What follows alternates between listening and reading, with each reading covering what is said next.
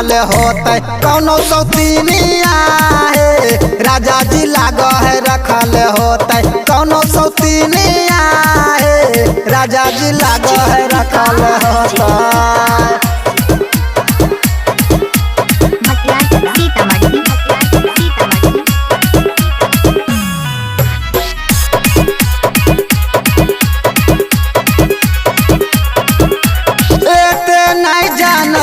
सखी होते हमारा दुख है ससुरों में सैया वाला मिलते नहीं सुख है।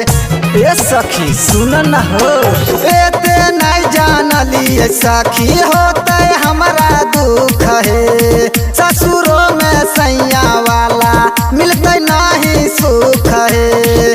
पियावा न से बाज मिल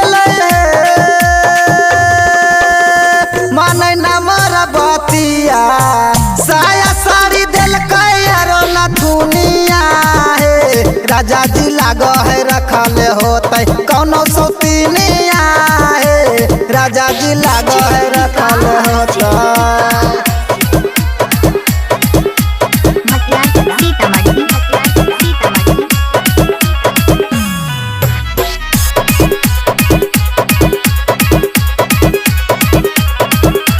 जानती जे तना सखी करती ना बियाहवा भले ही कुंवार जिंदगी बितैती रहती घरवा।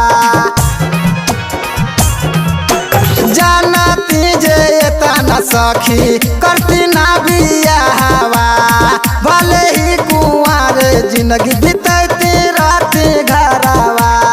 रोहित रंगीला पिया के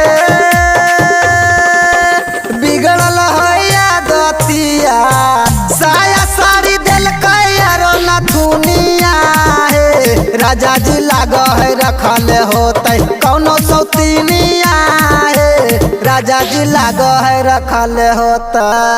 presented by Rana recording studio Dighi Jamui.